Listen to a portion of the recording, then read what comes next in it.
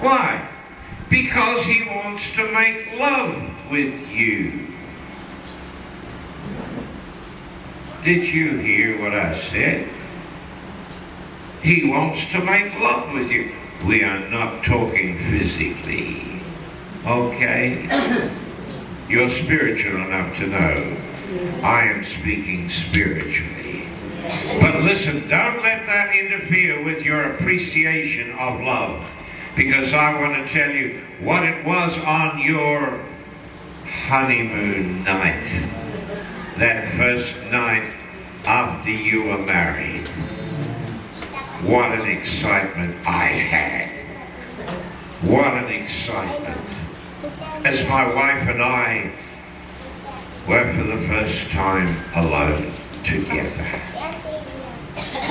And I wanted to express my love toward my wife. So I said to her, I want to know you. You know, I want to know you. I want to know all about you. I want to know, you know, what did you do when you were a little girl? Did you have dolls? What were their names? What did you play? What kind of games? I want to know everything about you. Do you think that's what I said to her? No. I wanted to know my wife. But I wanted to know her in a way that nobody else in the world knows her.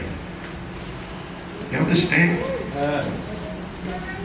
Because that knowledge that I have of my wife, that knowledge, nobody in the world has that knowledge. I'm the only one that knows my wife that way. There's a lot of people know her, you know, because of how she looks and so on, and they've met her, and she's not a bad cook. She's pretty good, actually. And so she's made, you know, the meals for many, many people, and they know her. They say, you're a good cook. But I know her in a way that you don't know her, or nobody knows her. You understand? Listen, when you tell me that you love God, do you know God in a way that nobody else in the world knows him? Or do you just know him? Oh, well, so do thousands of other people. They know God. They can tell me God is love. I say, is God love? They say, yeah. God is love. Why? Because they know God. Well, what do you know? Well, God created the heavens and the earth. See, they know God. But I want to tell you, I have a knowledge of God that nobody in the world has exactly like my knowledge of God. Why? I've been in the conception chamber. There's a word in the Bible called to know God. What does it mean to know God? The Apostle Paul said, that I might know him and the power of his resurrection. Paul said, I want to know God. I want to really know him. Not about him, not to be able to tell you what God did. I want to know God. You will not know God outside of the conception chamber. Did you hear that? Amen.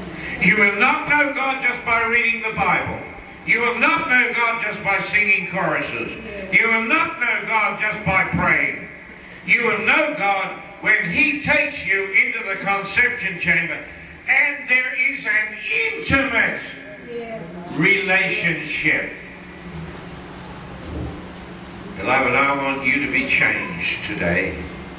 I want to be able to leave here and see some of you people, you will never be the same again.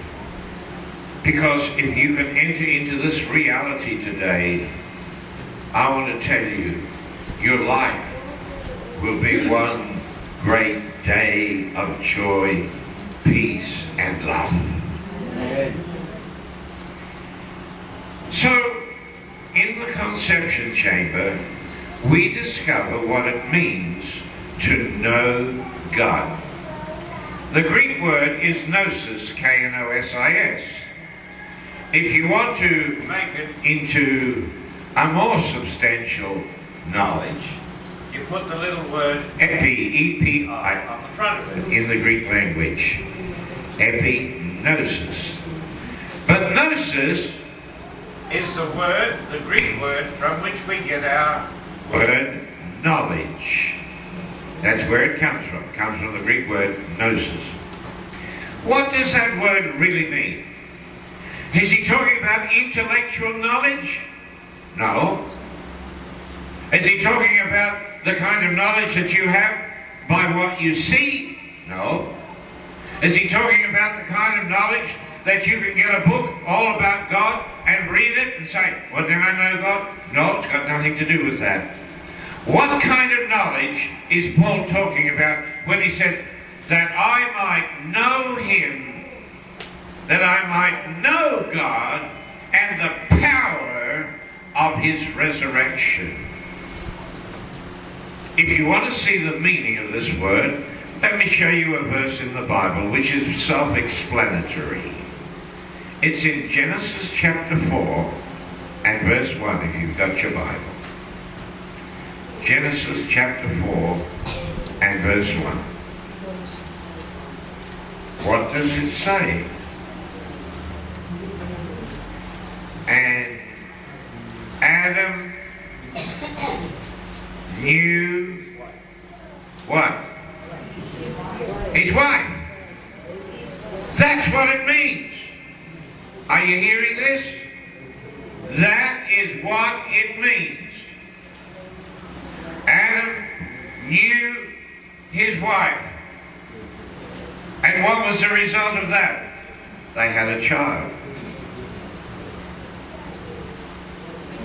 Because when you know God, that is intimately, that is in a way that nobody else really knows him, it will be you and the knowledge you have of God that each one of us will have with God, and it's not exactly the same.